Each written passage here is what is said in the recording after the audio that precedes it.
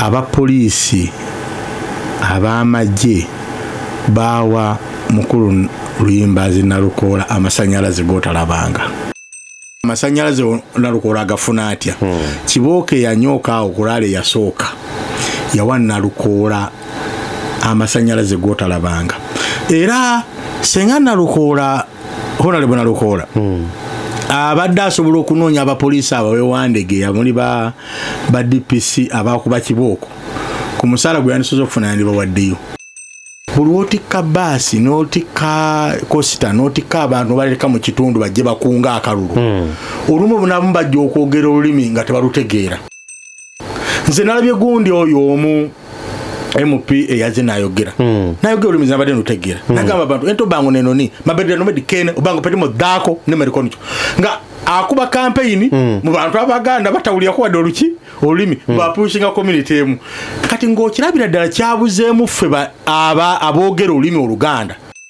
twalabye buli namawuli we yabadde nga ali mukubwa bakubwa nze njagala nkubulira akalulu kano kabaddemu ebintu ebikusike okujjako ng'oli munda olwobitegeera. Nabadde ku polling center y'omu Kiganda zone awo nange we nalondedde omusajja gye yavudde gy'atavala okukirika abantu mutuvire nimbuza omusajja owayi abantu basanze wano banyumya bunyo usindika baaki tombulya nawe vaawo ani byabakama byabakama esimu ezo okuddako ndozo oluvannyuma lwa wiiki namba buli omu atwala bajeti ye ku mmeeza owajja ati n'agitwala by election owa ONC n'atwala by election office ya prime minister n'etwala by election secretary general Wanyalemu n'atwala by election owa commander wa group chifesi buli omu kati ne beesanga nga bonna bazze mu kitundu kyekimu nga tebalina central command. Nze we nabadde nkundi empererwe we twabalidde obululu komandi ejja egamba nti bagambye obululu bamala okubala bwe bati tutekinge action. Ono yaleese Mamba tulowooza nti Mamba ebadde yeetaagisa nnyawo abadde akola accountability. Nannyini Mamba yategeezezza bali ntulina loolo nnene nnyo ey'okukola mu kalulu era yazijjeyo n'aziteeka awo era gye zaavudde babagambye balina ekyaki abanupu babbi nnyo baakalulu. By the way, Mwami Museveni is weakening the UPDF further.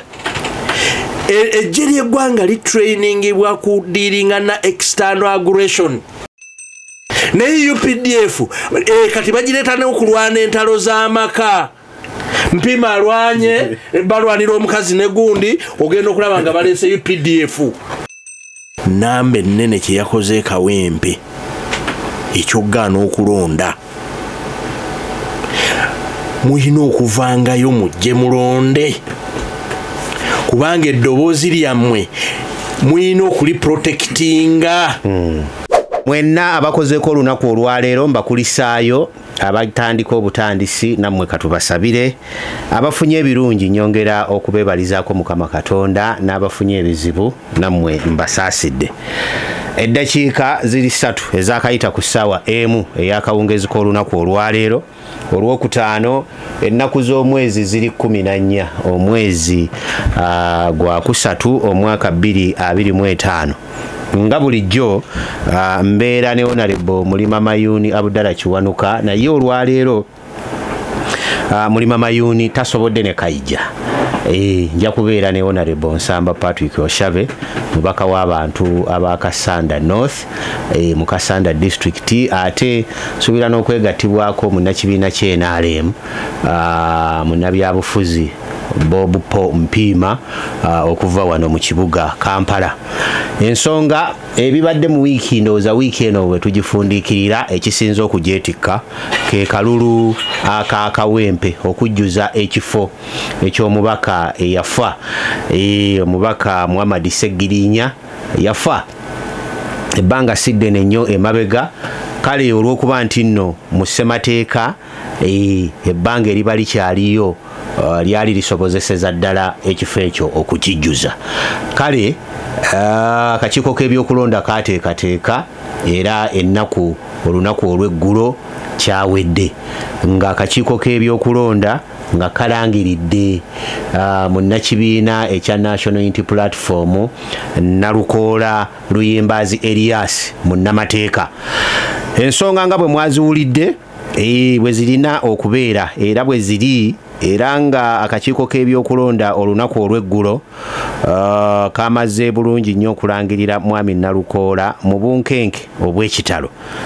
Tujjukire naliko wano luli mwami Nalukoola ono oluvannyuma lw'okwewandiisa ebyokwerinda tebyamubeeredde birungi okutuusa olunaku olw'eggulo okulonda bwe kwawedde, era amagye ab'ebyokwerinda okuva mu nsonda zonna babadde bangi nnyo mu kitundu eky'ekawempe nga yunifoomu ez'enjawulo, naye nga mwami Nalukoola yavuddeyo n'obululu 17,764. Omukyala eyamuddiridde ow'NRM omukyala Farida Kigongo n'aba n'obululu 8,593. Omukyala eyeesimbawo ku kaadi y'NRM n'ataweebwa kaadi eyo Anifa Kaladi n'afuna obululu 381. Luswa Muhammad yeesimbawo ku bwannamunigina, ono ye yali PA oba political assistant w'omugenzi Seggirinya, yali yeesimbyewo ku kaadi y'ekibiina kya National Unity mu kugivuganyako n'atagifuna. Yabuuseyo n'obululu 204. Awo ne kuddako Saddati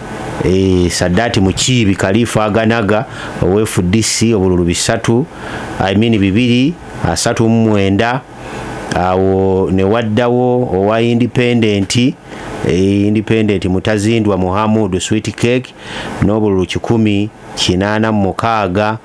Awo ne waddawo Kasachya Henry Mubiru owa DP n'obululu 10. Twafunyeeyo Musiitwa Isaac owa PPP n'afuna obululu 39. Nsereko ono naye yavuganya ku kaadi ya NUP n'atagifuna, n'ajja ku bwannamunigina n'afuna obululu 32. Awo ne tusembyayo yabadde independent omulala Engena Edward Stanley, ono yafunye obululu 22. So mu balonzi bonna bonna obululu obwabaliddwa bwabadde 282. Ne bufaako obululu abalonze babadde obululu obwakubiddwa 2,756. Kale obwafudde ne bubeera obululu 4,406. So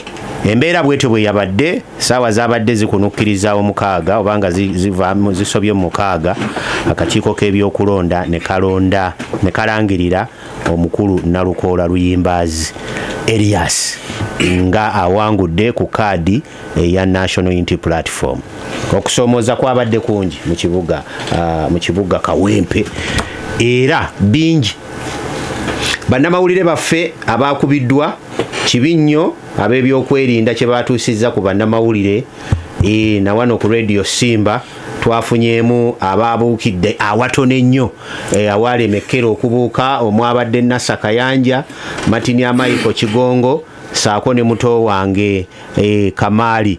Abo bonna baabuukidde watono nnyo awalemekera okubuuka eri ab'ebyokwerinda n'abamu bantu ba bulijjo be babataasizza. Naye ekyo tekiba kifaananyi kirungi mu nsi yonna. Nabadde njogerako n'abamanyi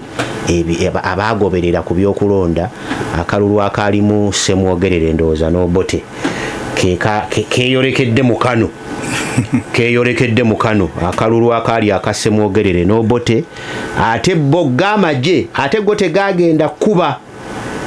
amagye tegagenda kukuba wabula gakwata abo abaali bagenda okwesimbawo ne gabasiba ne gabagalira ne gabakweka naye ate erinnya linvudde mutwe so n'omusajja munnakyagwe ali wano makata ali wano makata saidi ze namuyenje awo mukulu watudde awo ebiseera ebyo yali alangirira era oluvannyuma omukulu Muwanga n'alangirira n'aga nti kati amagye geddiza ebyokulonda byonna era ge gagenda okulangirira biki ebivudde mu kulonda omukulu oyo erinnya ndyerabidde ali wano makata wane waffe ekyago we yawummulira awo ali awo musajja wattu era yazambalira ku mugongo n'asala boda n'agenda n'adduka so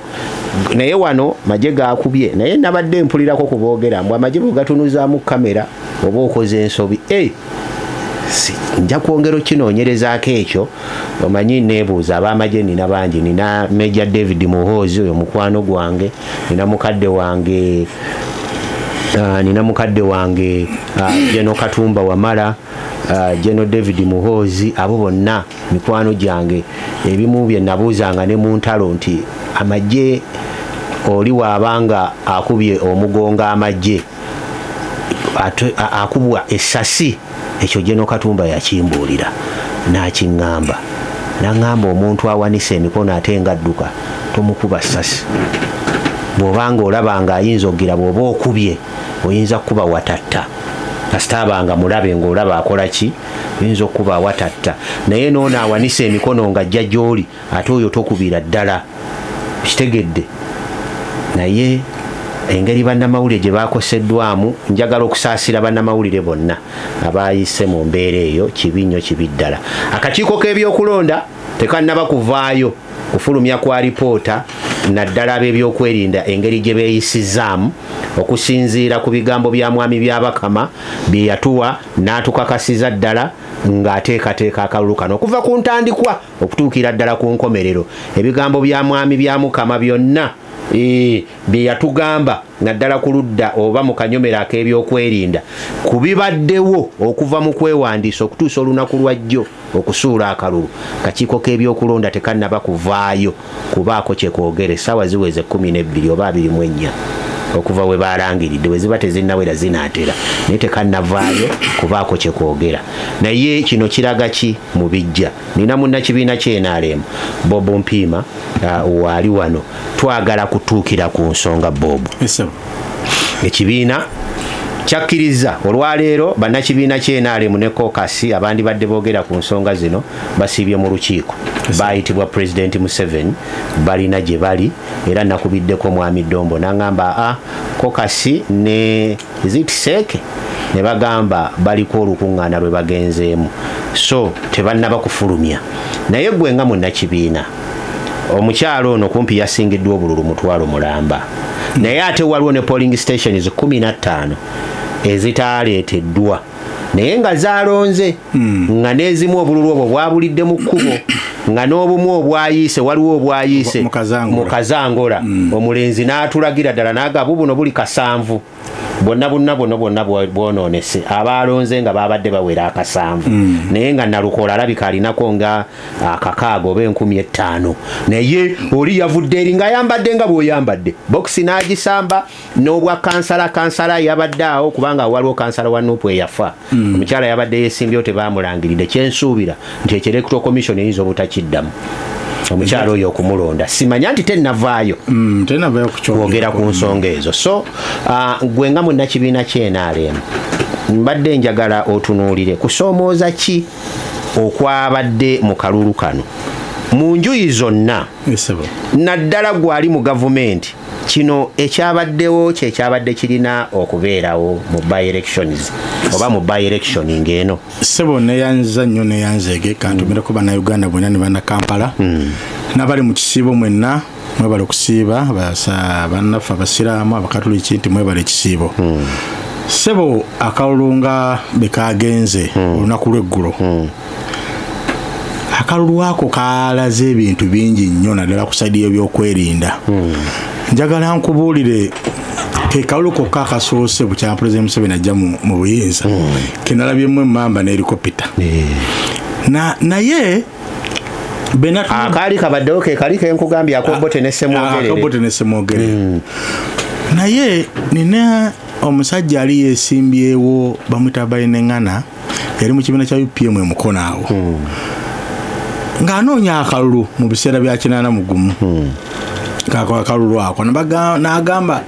abantu bamubuuza naye Baingana lwaki ozza okwesimba weno n'oyitamu otyo omwami bamuyita Vincent Ssekkono Vincent Ssekkono erinnya mbadde ndyerabidde muganda wange Paulo Ddungu weebale nnyo weebalire ddala ali wano kyaggwawo bayitawo Makata Ssekkono waali awo wawumulidde tayagala kuwulirira ddala ku kikwatagana na byabufuzi ali mu bibi ali ku faamu ye na mirimu gye genda mu maaso. Baingana yasooka n'agamba ng'akubye olukiiko n'agamba nti eyo ngogwe n'agamba naye wadde ndi wa UPM naye kyembuuza akalu kano tukagendamu ani agenda okukakuuma era bwe baba kakuuma ani agenda okukalangirira bwe batakalangirira ekiddako ani anaakisobola olwajjo nakirabye ddamu mpulire. Baingana yagamba abantu nga banoonyamu akalulu tukagendamu ani agenda okukakuuma era ani agenda okukalangirira era ani agenda okulaga ekiddako singa bagaana okukalangirira olweggulo nakirabye. Ssebo kankubuulira akalulu kano okubaleka atandikira ddala abapoliisi ab'amagye baawa mukulu Luyimbazi Nalukoola amasannyalaze g'otalabanga kubanga Nuupu nga yo yali etudde balina bafuutu soja yali yeesimbyewo nga bamwagaliza nnyo bano abeebweru bafuutu soja banne Nalukoola n'abagwamu babagwamu ne kibanyiga nnyo kuba bena tuwangala nabo ate nze baliwa n'abange tuwangala nabo ne kibanyiga nnyo kati ne babeeraawo ng'ekyokuza balina obusungu tebamanyi bawagire Nalukoola tebamuwagira ne bakirekeraawo. Ndaba poliisi gye yava olukuŋŋaano lwasooka ne bawuula emiggo. Kyogezaako okugamba nti mu kugaba kaadi mu kibiina mwalimu abataali bamativu baali bangi naddala ku kya Nalukoola olw'okuba yajja luvannyuma nga ate muli mufuutu soja yali aluddeko ng'agamba nze bansibye bankoze bwe bati lazima kaadi yange ng'atimba n'ebipande yali asinga okutimba ebipande Nalukoola atimbanga ebipande nga ba independent naye ate ono ng'atimba ebipande kubanga yali tannakyusa kibiina ng'akyali mu kale kanyugenda erinnya lye mu magala kwakakawedde ng'atimba ebipande nga byo biriko Nuupu. Kakati bafuutu soja nga baagala nnyo Magala daba ekiseera bye kituuka naye Magala yakkiriza ku olwo era n'emabega wa kamera nali mutunuddemu bwenti nga bamubuuza n'agamba nzikiriza era ngenda kubeera campaigning manager wa Nalukoola ye ng'omuntu bw'atabeerangako mu kalulu oyinza obutamanya omuntu osobola okufiirwa omuntu yenna ne buli ofiirwa akalulu kikuluma obanga agumaguma ko lina kusama kolega kali bagikumye obulumi ne buddamu ekitafagana kufiirwa kati yakkiriziganya n'ebyavaamu yakkiriziganya wano nga simunda kati batuuka ekiseera amasannyalaze Nalukoola agafuna atya Kibooke yanyooka okulaale yasooka yawa Nalukoola amasannyalaze g'otalabanga era senga Nalukoola Honorable Nalukoola abadde asobola okunoonya abapoliisi abawewandegeya muli ba DPC abakuba kibooko ku musaala gwe yandisoza okufuna yandibawaddeyo olw'ensonga baamuwanya amasannyalaze agamuleetedde okutuuka okufuuka kyali n'essawa ya leero. Ekyo okyogera lwakuba baabawangudde oba okyogera lwakuba kino kyaliwo? Nalukoola nze ali ku kitundu kwetubeera ate ebbanga lyonnaawe neweyabeera kansala ngira mulaba ebyobufuzi bino akuba weebiri naye tebitujjaako kubeera n'abantu betuwangadde ennyo nabo nga tuwanalisisa okusinziira nti ekitundu kyabadde kironda nange mwenkulidde era mwe banzaalidde. Njagala nkubuulire Nalukoola yafuna amaanyi okuva olwo era ojjukira ne mukulu Tango Odo yakyogerako n'agamba kiki ekikubisizza basapoota bano ekireetedde abantu okufuna okuleetedde Nalukoola okufuna amasannyalaze bwe gati obululu ne bugenda nga bujja ate ne bwetobekamu ekintu ekyabadde ekyenjawulo kitya nti akalulu k'ekawempe ku saidi yaffe y'NRM katobekeddwamu abakakulidde nga sibaamu ng'abantu tebabategeera batuuse okuleeta ne BMP nga BMP owulya w'engulu w'ekisolo by election mukola joint effort joint effort ejja ne mukuuma buli kimu bapioneer leader baamu baabalese nnyo ebweru omuli bakansala omuli bachairman abamu omuli opinion leader abayogera ku nsonga zena ne structure omanyi lwaki nze ensonga njikubuulire kuba nagiraba ku olwo era mu kulonda kwennyini nalaba minisita ow'abavubuka nga bamubuuza ng'embeera tennaba kutabuka nga bamubuuza bamukolako interview kaakati ali mu interview akola naye era ng'embeera ze bw'ayogerayogera bw'atyo Haji n'asala bw'ati n'agamba n'oyo Haji weenaaleemu naye ku lunaku lw'akalulu Haji ne kimuluma n'ajja mu kamera n'agamba minisita oluusi omanyi okwogera obulungi naye ebintu ebimu by'oyogera ssaawa zino by'oyogedde tobikola ki n'agamba mutuwa mutya omuntu gwe tutamanyi na mu kitundu kale wa mu Kampala naye omuntu ne mu kitundu tasulamu abakulembeze abasinga tetumumanyi omusajja n'ayogera ensonga naye minisita n'amuddamu n'amuga ssemateeka alagira nti omuntu oyinza okuba ow'eddembe mu kasoba n'ebisaanyizo n'ojja ne weesimba bwe weesimbye oba kyekyo ekyagaana abakulembeze b'omu Kawempe North okuvaayo okubira omukyalo ono mbadde ngenda nkukuwa ensonga endala ng'ekyo kijjeeko twatunulire n'ensonga nti taata we Haji Moses Kigongo bukyanga lubanga lwa Mmindi teyeetaba mu bululu lwe lunaku olwabadde lusoose nze okulaba ne ku Haji Kigongo n'abamu bagambye ono vice chairman waffe weenaalemu nga baagala mulabako buki nga tabibaddeemu kati abantu bano bonna boolaba mu structure omu okuva eno wansi bayina obwo obusungu nti lwaki leero omwana we lwazze mu kwesimbawo lwajja abo nabo gurupu n'ebeera eyo waliwo gurupu endala eyo ONC n'ekyambogo erudde ebbanga ng'ekunga akalulu egaba sukaali egaba ebijanjalo egaba bebadde ebigabira abamu ababadde babifunye nze sibifunangako sijja kweteeka mbabifuna babadde nnyo ku gurawundi nga bagamba bakunga akalulu ka President Museveni olwaleero ONC saalabye na ku tisat wadde ne ku nkofiira tibaba bazze okudduukira akalulu kyenjagala okusombyayo era ekyo kyekintu ky'okutabika abantu ne basombebwa bano nti bajja kukunga wano kalulu ewaffe buli otikka baasi n'otikka kosita n'otikka abantu baleka mu kitundu bajje bakunga akalulu olumu bunamu bajja okwogera olulimi nga tebalutegeera nze nalabye gundi oyo omu MP eyaze nayogera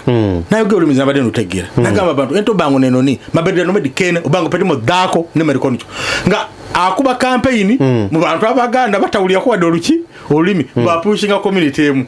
kati ng'okirabira ddala kyabuzeemu ffe aboogera olulimi oluganda okudda eri abantu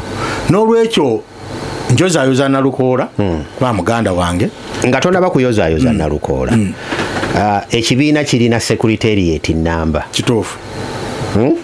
erina secretary general erina mobilizer erina n'abamawulire na bonna n'abakunzi betuyita bannaabakunzi secretary general ye mwami Todongo tulina mobilizer oba mu bintu byonna mwami Dombo n'amawulire biki byonna n'abeerako ne mwami Mulindwa tulina n'abakunzi mukyala Seninde abo bonna juzi ne mwami Tango Doyi yagamba nti ono mukyala na mufumbo naye ebbanga lyonna n'ewaka abadde tasulayo kifaananyi ki ekiyinza mwami Museveni okufuna ng'ebyo byonna ne ssente buli kimu kyonna eri ekibiina ky'enaalemu mu kalulu bagambye ku message gye mumuwa nakyenkubooza nga mwe bannakibiina kyenjagala nkuddemu abantu abo olowooza baavuddeyo lwa kalulu oba baavuddeyo lwa kusanyusa vice chairman Kigongo bintu bibiri by election yonna babadde bavaayo bwe batyo ebikonge ne muganda president najja bazze kusanyusa Moses Kigongo vice chairman gubazze okusanyusa so kuyawula ebintu ebyo bibiri mu kujja omusanyusa bayagadde n'obutuuti bonna obwedda babwefuga ne president lwe yazze abantu ngaffe ab'ekitundu teri gwe badde ku mukisa kwogera naaka atuuse message eri president wagenza okuwulira baleetawo simanyi mupi weeno simanyi gundi weeno ekitali ku bannaffe bali abanuupu bo baleese bano abantu ab'ebweru naye nga nabano obalaba ab'omu kitundu babawo omukisa ne bakola ki ne boogera ekintu kyalabise nti bazze kusanyusa mukulu Kigongo bashyapasoni waffe asobole okutegera ne bamubeereddewo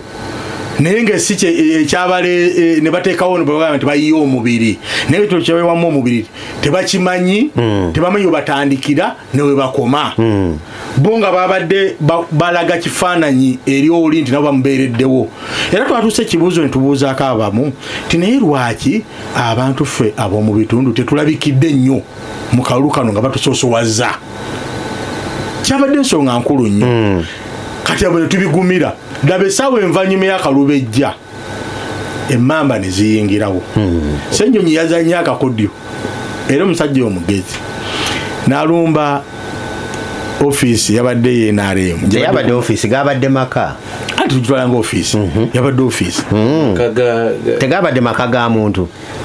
genda maaso yabadde ng'ofiisi kakati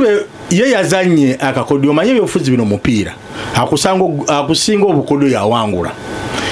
n'amanya nti abantu bano bali mu kukola strategy kanjiyo obukodyo bwonna obwambushinga nyingire kubanga era n'abaamubalira abeera munda omwo nti kakati kyoba okola lumba essaawa zino otoka embera y'okukyankana gwogire ne bwoti omala abantu bategee nti bano badde babba akaki akalulu kubanga teri gwe basanze atikinga akalulu n'ogwadde ke bakutte naye kibagenza okuvaawo nga pulaani yaabwe basizza ndabirwamu bannamawulire bakubiddwa nze ekintu ekyo ekinnuma ennyo kwe kuba bannamawulire n'essawa ya leero nkivumirira lwaki gwe obweyagala okuba oba ofunye obutakkanya n'essonyi lwaki okuba Ssennyonyi lwaki okuba munnamawulire ekintu ekyo ekyannuma era nejjo akalulu nga kagenda mu maaso twalabye buli munnamawulire we yabadde ng'ali mu kkubwa bakubwa nze njagala nkubulira akalulu kano kabaddemu ebintu ebikusike okujjako ng'oli munda olw'obitegeera nti eno tiimu ennene eya waggulu waliwo eyabadde yagaliza Kigongo ng'omuntu ne wabaawo tiimu endala egamba nti abadde teyeetaba mu bululu bwaffe naffe katukolewo ekinamulaga nti alina otulabawo nabadde ku polling center y'omu Kiganda zone awo nange we nalondedde omusajja gye yavudde gyatava nali okusirika abantu mutuviremu nembuuza omusajja owayi abantu basanze wano banyumya bunyumya osindika baaki tombulya nawe vaawo nemugamba owayi wano kanveewo sijja kusobola manyi nze omubiri gwawe gwakuba teguliiko nkovu neŋŋamba omugezi kakole ki kaveewo n'olwekyo ebitongole by'okwenanira poliisi byawadde nnyo Nalukoola muganda wange amasanyalaze laba twatuuse ku ssaawa nga 4:05 waliwo emmamba ezasimbye nga ku North Road nga ziyitawo neŋŋamba kati eno emmamba yaki kuba yavuddewo nga tena gwegenda kkuba kati bano abantu b'omu kibuga bano abaana bano abasinga n'obo balaga emmamba tebatya ye agenda ku bokisi agenda ku bokisi omwana akuyingirira mu nnyumba nga muoli naggula ennyumba nakutuka kupaka ku nnyumba nakusaba ssente tomubuulira mmamba kuba amanyi togenda mukuba ssasi lya mmamba ekyo kibabeera mu bwongo era obwedda boogera tasobola tukuba ssasi tasobola baleke abo bali ku byabwe emmamba ne zikkirira ne zambuka emmamba oleeta zaaki ng'abantu eno tuli ku ground tuli mu kusesa ku bantu bali mujje mulonde NRM ate gwoleta kifuba naffe bo tukaluubiriza abantu balaba emmamba balaba okuba bannamawulire balaba osindika ebitaliimu kuno kwabaddemu okubonereza ekibiina ky'NRM eri ebitongole by'okwerinda. Ampuliriza omulungi pulogulaamu Lutindo mpumulamu katono nnyo nkomawo ne Honorable Nsamba Patrick munnakibiina kya National Unity Platform. Tugenda maaso ne pulogulaamu yaffe Lutindo. Mukulu Matiya Luyima webale nnyo webalire ddala omukulu oyo bamunzijukiza ye mukulu Ssekkono. Yes, mukulu Ssekkono y'omu ku baali ye yali akulira akakiiko k'ebyokulonda mu biseera ebyo Kalulu Kobote ne Ssemwogerere. Oluvannyuma amagye ne gatandika okuwamba abeesimbyewo era ne gabatwala gye gabatwala oluvannyuma bagenda okulangirira ng'ate buli gwe baakutte nga yasinze buli wamu ebintu bigenda okugira biti nga mwami Semwogerera ali waggulu ko muwanga aha amagye ne geddiza ebyokulonda era ne balagira mwami Ssekono tobaako kyokola ki n'azambala eggaali n'emuddusa bicycle paka ku boda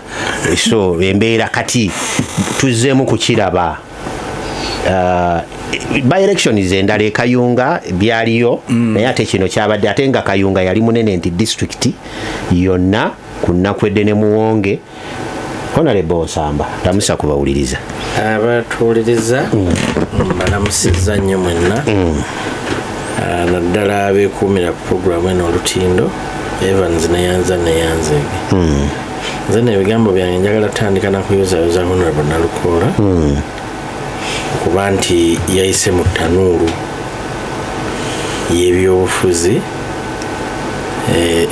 entrance ye yabadde so hot okubeera nti otambulidde mu masasi n'omala n'owangula era nina gwe nabuuziza ekibuuzo wano luli nembuuza akalulu kano kaali wakati wa byabaakwerinda na Nalukoola kubanga okuva lwe yatandika okwewandiisa paka olwajjo nga gwe bali naye we babbinkana era nabuuza kaabadde wakati wa Nalukoola n'ababyakwerinda oba Nalukoola na bibiina birala bakata protest vote nga kana kubeera wakati wa Nalukoola nabali abapoliisi Nalukoola yogayoga n'abawagizi bonna abekawempe abalonzi be manyi bangi mwatidde okujja okulonda nga mulooza akalulu baakabbadda nga bwe baavaayo tukakasa kuba kye baali bagezaako tukakasa ati kati tusobola okukabba era tujja kabba naye mwebale kuvaayo abaavuddeyo ne mulonda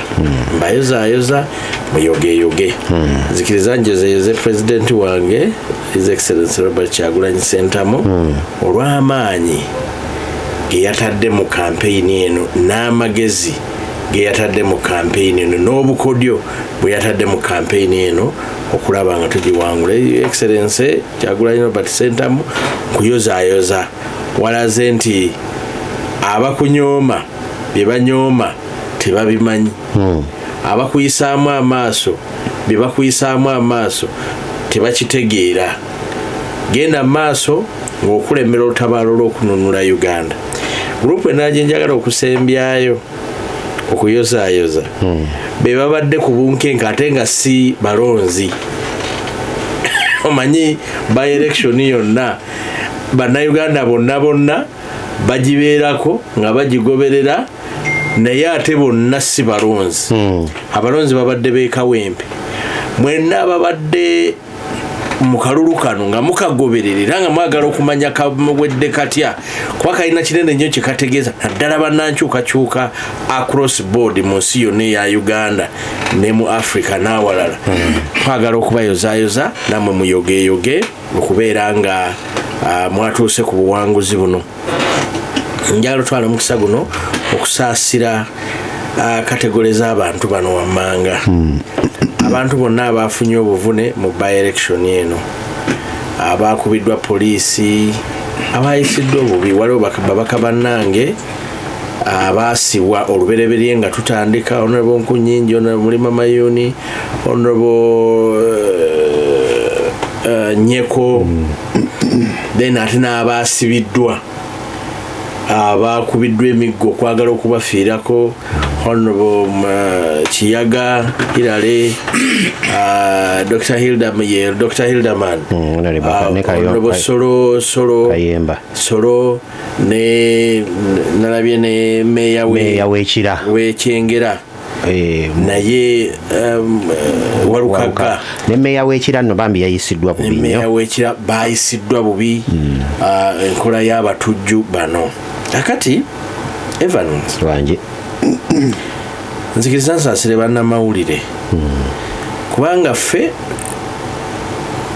NRM oba regime eno emanyi kye tunoonya naye munnamawulire anoonya sitoole omwagaza ki agenda okuripootinga oburipootinzi ogenda okuba omwana w'abandi omuggyemu eriiso just because akutte kamera omulimu gwe yasomerera ng'okimanyi bulungi oli mu nsi nti mulimu bannamawulire era balina roolo gye bakola naye NRM oba regimu ya mwami Museveni tekyaswala eswaza buki buswaza okuyingira akalulu kati abantu b'NRM bano regimu eno ngenda nendabira ddala manyi binsobera ngenda nengamba abantu b'NRM nemmanya nti ate aba NRM bangi bali innocent kati bano bampiima bano basajja bali innocent nnyo lino ne fujjo nabo tebalyagala sirowooza nti Mpimba asobola okubaako wayimiridde era muwulidde gagamba era poliisi yeyawa Nalukoola sebo gino emiggo tegyatandikidde Kawempe gino emiggo n'amasasi bagitukuba okuva mu 2020 okutta abantu n'okuwamba abantu tebyatandikidde Kawempe bulijjo yenkola ya mwami Museveni kati nze mbivumira agati buli lwenkoze ekigambo NRM bano twaliramu ne bampiima abaali agadde Uganda yaffe nga namu so nga ate abantu abakulembera eggwanga lino si be bampiima abakulembera eggwanga kakiriki k'abantu kyovula nkosa kali akaregimu teri Secretary General w'NRM alina buyinza buddukanya nsi eno Electoral Commission nze natunudde n'amaaso gange bwenti Evans tenava nayo Electoral Commission kwogera ku mbeera yabaddewo natunudde n'amaaso gange Commissioner Dr. Professor Yansomesa Dr. Simba umumanyi bamujja Makerere ne kala DC kamugobye ku electoral polling station kala DC aka ne kamugamba va wano gwe Commissioner wa Electoral Commission ngantunula bwenti RDC agoba commissioner tamanyi na buzito bwa musajja oyo namugoba ku polling station Dr. Simba nava unatambula kuba yalina okumukomishona gwalina okumanaginga akalulu bwobanga basobola okukubogolera obugolezi bwoti novaawo kiba kitegeeza nawe oli powerless ng'otunula wabaddewo gwensamba nitulaba ebintu n'ogamba n'okwata kutama n'ogamba wow this is amazing kati abantu institution zolabanga ezina power musajja wattu katolate tugenda president obuuza accountability ani byabakama essimu eyinza okuddako ndoozi oluvannyuma lwa wiiki namba kubanga bino ebigenda mu maaso si byakkiririzaamu si byeyasayininga okukola ki okukoleramu kakati pulidde Mpimba ng'ayogera kati basajja battu nabo ekigenda mu maaso balabikanga abatakitegeera bampiima bawagira buwagizi kintu ekitategeerekeka naye njagala mugamba Mpimba buli activity ebeera mu ggwanga lya Uganda it is infested with corruption buli bw'owulira nti waliyo international conference ejja wano bino bye bibaawo buli kitongole akikulembera kuba jjukira buli akulembera ebitongole ebyo mwana wa gundi alina okujja ku sowaani abuuze nze ndiirawa ffe tugenda kuzannya roolo ki conference ensedda zaabangawo nga temuliimu SFC naye kati watewaliwo international conference ebeerawo nga SFC teweereza magye gaayo akulembedde UPDF main gundi naye alina okuweereza kubanga naye amanyi waliwo omulyo akulembedde buli kitongole bajja buli omu n'aweereza kati mutandika kati njukira bulungi nnyo nali mu CPC nga tutegese Commonwealth Conference tugenda twatandika tubagambye tugenda kubeera mu Nnyonyo conference gyegenda okubeera tugenda okumaliriza nga abatandika nga tugenda kukozesa biliyoni 2 nga budgeti ab'ebitongole ebyo ffe tugenda kukola bino ffe tukola bino ogenda okukakana nga tugeze mu biliyoni 26 biliyoni 24 ate buli omu aweereza n'akugamba nze nkomandinga ejje ngenda kudeployinga abantu bwe bati nze ngenda deployinga bano nze ngenda deployinga bali ng'ekyo kyannaku mmeka kyali kyannaku 3 biliyoni 22 mu mukaaga abaali bategese 2 kakati bino ebyobululu byolaba bino by election kati ono byanyumya mbufu abantu muntu wa wansi banja tebatufu hani akumanyi buli omu atwala bajeti ye ku mmeeza owajja ati n'agitwala by election owa ONC n'atwala by election office ya prime minister n'etwala by election secretary general wa NRM n'atwala by election owa commander wa group eno group chifesi buli omu kati ne beesanga nga bonna bazze mu kitundu kyekimu nga tebalina central command ono asobola okunjulira abantu abo amagye agadeployingiddwa okimanyi nti buli omu abadde akomandinga gage RPC akomandinga poliisi ow'amagye akomandinga magye owe-SFC akomandinga SFC bakifesi nabo balina bakomanda abalala nze we nabadde nkundi empererwe we twabalidde obululu komandi ejja egamba nti bagambye obululu bamala okubala bwe bati tutekinge action. Njagala kwebaza omusajja RPC yabadde awaali n'abagamba action on what olabawo competition yonna wano. So for him he used his head n'agamba kakati kyayambye nti we nabadde singa RPC yotabaddeewo nabo babadde buli bagenda bugwamu nga bwe bakoze kazo n'awaki n'awalala. So kitegeeza ki if command eyo yabadde centralized RPC yali badde aweya yali badde aweya yali badde tagikola ki tagiwakanya. Okay. Kati kikutegeeza ate nga RPC yandibadde overall command ne bwaba RPC ekimuleta mu by election kiki kalaze nga constituency DPC can manage that election properly. Naye namulabye ng'avudde yazze kuba yabadde ayambadde leya RPC n'abagamba no don't be stupid bwe yayogedde n'amugamba don't be stupid ow'amagye kati singa yasanzewo wano abawansi automatically babadde bagenda kukola ki bagenda ku disorganizinga ontegedde. So kakati corruption ezetya mu bino era egenda kumenya nnyo abantu b'NRM. Abantu abazze bonna buli omu ayagala okulaga nti nzize kukola. Ono yaleese Mamba tolowooza nti Mamba badde yeetaagisa nnyawo abadde akola accountability. Kakati kati Mamba badde ezze kukola ki awatali muntu alwana awatali muntu akutte emmundu ne Bobo w'NRM yakyebuuziza nze Mamba naye nannyini Mamba yategeezezza bali tulina loolo nnene nnyo ey'okukola mu kalulu era yazijjeyo n'aziteeka awo era gye zaavudde babagambye balina ekyaki abanuupu babbi nnyo bakalulu neweebuuza naye ye ekyo kye yakozeewo yabadde akola ki accountability. eyazze na SFC kuba nalabye SFC nendaba military police ne military waliwo bana abambala bagira military police akamyufu an entire battalion ngiri kawembe ne helicopter waggulu kuba military police ye police y'abamagye teyina kyeno namuwana yinki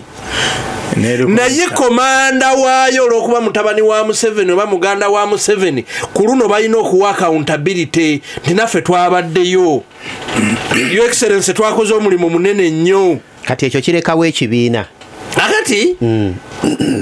unfortunately ekyo kirekawo ekibiina ky'NRM. Ekibiina ky'NRM tekikyalina rolo gye kizannya mu kalulu kubanga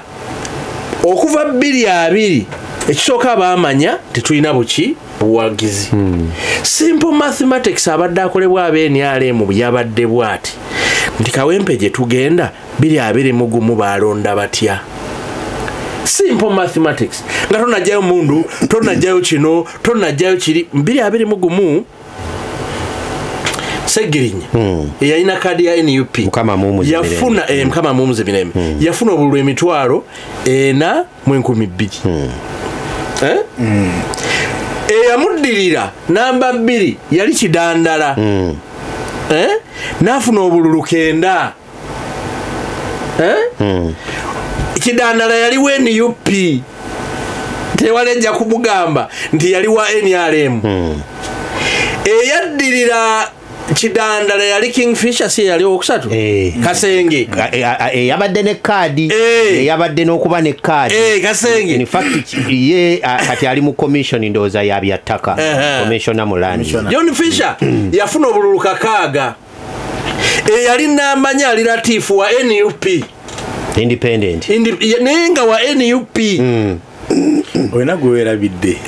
musajjawo nani waka roundabout awo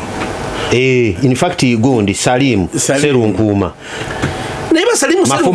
mafu baaliyo nenga obululu butono nnyo mafu yafunira ddala obululu mafu ye yali owokubiri era nzijukira yalwanirira nnyo n'akalulu ka Segirinya kale akimanya anatutereeza njagala kutegeeza nti NUP mu kalulu ako bw'ogatta aba NUP baali nga bonna bakalimu ne bwaba independent kuba waliwo independent gomanya nti bwenaalmu kati nga Kaladi tumanya akalulu ke yafunye ka NRM mukana akalulu ke twakoze eki oyo abadde we NRM eyawadde Kaladi ki akalulu kati otandika nga NUP yafuna kumpi obululu emitwalo 5.5 nga gwe bw'ogatta NRM yonna towezezza bululu 7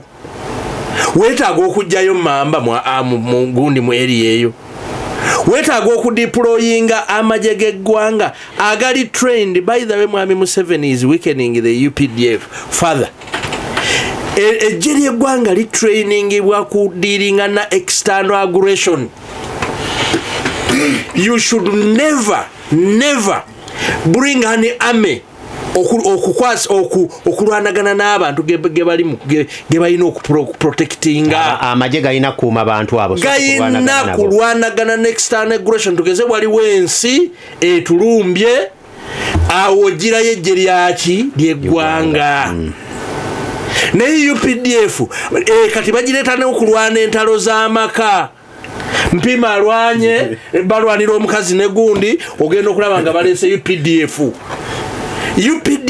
ejje baliyengebudde nnyo ne balimalamu eki ensa natunuulidde ejje lyo training okutta abantu because in the army they train to kill. That's the training. Ensonga lwaki ame tesiiba amagye tegasiiba muffe bantu gasiiba mu nsiko mu barracks waliwo barracks gy'olaba eri ku kkubo nsomerayo emu zonna zemanyi bazijja okulekeyo ne bweba weeri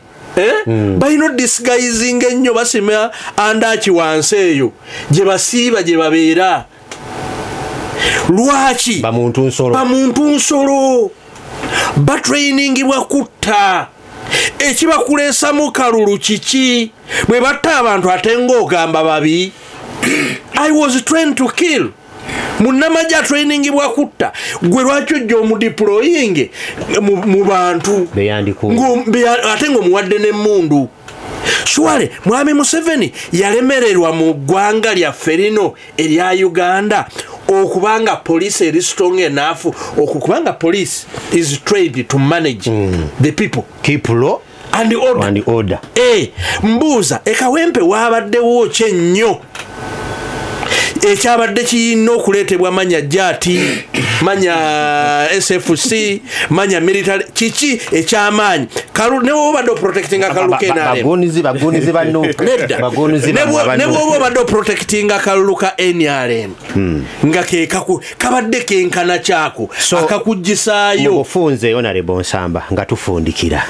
gwe kiki kyosembyayo era Munnayuganda kyalina okweteekerateekerera kuba kana akalulu kamulisa 220 kino kitegeeza ekintu kimu nti Bannayuganda temuddamu okukola namba ennene kye yakoze Kawempe ekyoggaana okulonda. mulina okuvangayo mujje mulonde kubanga eddoboozi lyammwe mulina okuliprotectinga. Kati tugenda mu kalulu 2026 bino bye walabye Kawempe Mwami Museveni ne ttiimu z'abatabani be tebagenda kulekeraawo kuleeta bajeti za njawulo. Olwaleero akakiiko k'ebyokulonda kalina bajeti ennene nnyo naye ne poliisi erina bajeti nnene nnyo bali bategekera kulonda. Ame SFC erina bajeti nnene nnyo bategekera kulonda. Buli omu aze mu parliament basaba sente za kwetegekera kukola ki kulonda. Bali mu kunyagulula nsimbi. Kati mmwe bano abali mu kukola accountability we banabatiisa ne muva ku ggwanga lyammwe mujja kuba mutukoze bubi. 2026 kino ekyekawempe kibalage nti ne bwe baba deployinga era musobola okuvaamu ne bakandidate bammwe nga bawangudde. Tusobola okuvaamu ne Kyagulanyi Robert Ssentamu nga ye president wa faddako.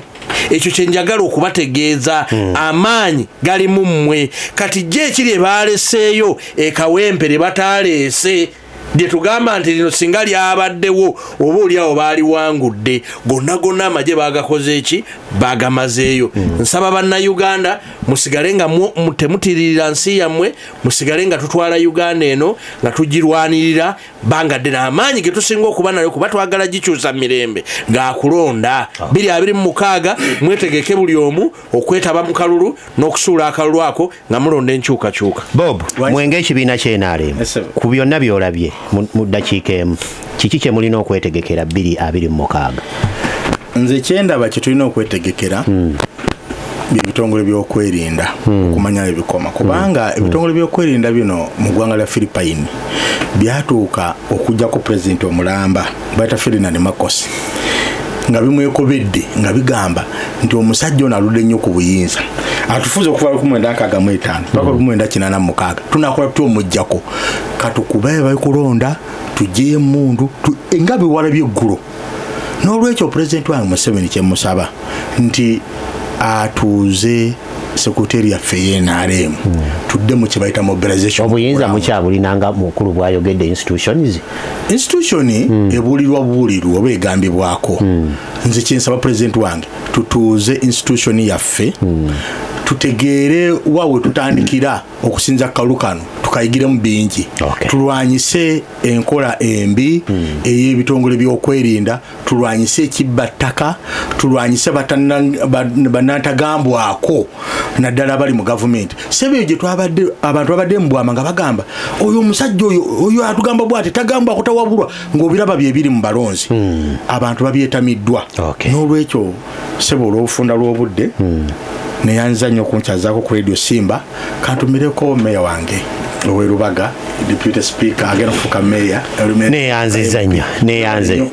mwami na Kampala mwenna mbatumire bana Kampala mwenna bagenda kunondanga bana ekitalo nnyo ekya Muzeeyi Konda atufudde kaawe kamuli kitalo nnyo ekya Muzeeyi Sulaimaani gwe basitemudde ekalwanga osobodde kubeera nammwe naye naweereza obubaka. Neyanziza abawuliriza bange